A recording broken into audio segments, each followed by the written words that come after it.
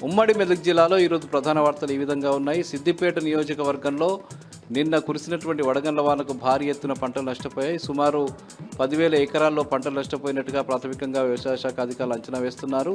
ముఖ్యంగా చిన్నకోడూరు, నంగనూరు మండలాల్లో కురిసినటువంటి ఈ వర్షానికి పెద్ద ఎత్తున పంటలు దెబ్బతిన్న నేపథ్యంలో రైతులంతా కూడా ఆందోళన వ్యక్తం చేస్తున్నారు, ఆవేదన వ్యక్తం చేస్తున్నారు. కన్నీరు మున్నీరుగా విలపిస్తున్నటువంటి పరిస్థితి. ప్రభుత్వం తమని ఆదుకుని ఎకరానికి 30,000 రూపాయల నష్టపరిహారం చెల్లించాలని చెప్పి ఈ సందర్భంగా వాళ్ళు డిమాండ్ చేశారు. ఇక హుస్నాబాద్లో ఈరోజు మహాత్మా జ్యోతిబా పూలే జయంతి ఉత్సవాల్లో భాగంగా సిపిఐ ఆధ్వర్యంలో పెద్ద ఎత్తున ర్యాలీ నిర్వహించారు. సిపిఐ నాయకుడు చాడా వెంకటరెడ్డి ఈ సందర్భంగా మాట్లాడుతూ కేంద్ర ప్రభుత్వం వక్ఫ్ బోర్డుకు సంబంధించిన ఆస్తులని కాజేసే విధంగా లౌకికవాదాన్ని పూర్తిగా తుంగలు తొక్కే విధంగా బోర్డుపై చట్టం తీసుకువచ్చిందని చెప్పి ఈ సందర్భంగా ఆయన ఆరోపించడం జరిగింది.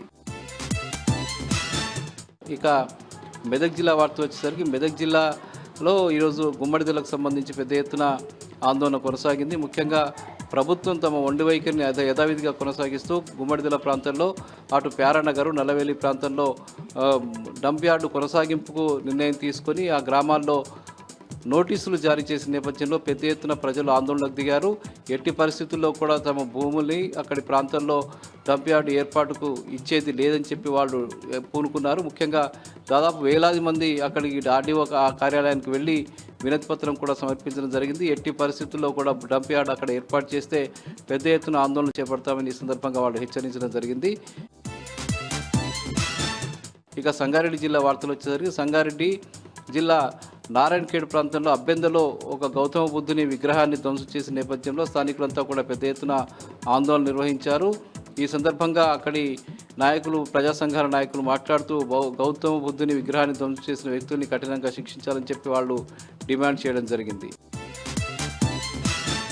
ఇక ఉమ్మడి మెదక్ జిల్లా వ్యాప్తంగా ఇటు సిద్దిపేట, మెదకు, సంగారెడ్డి, జహీరాబాదు తదితర ప్రాంతాల్లో మహాత్మా జ్యోతిబా పూలే 199వ జయంతి ఉత్సవాలు ఘనంగా జరిగాయి. అన్ని ప్రాంతాల్లో కూడా అధికారికంగా ఈ కార్యక్రమాన్ని నిర్వహించారు.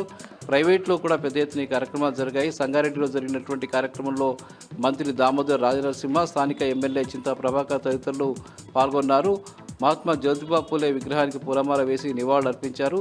జిల్లా వ్యాప్తంగా జ్యోతిబా పూలే చేసినటువంటి సేవల్ని కొనియాడారు.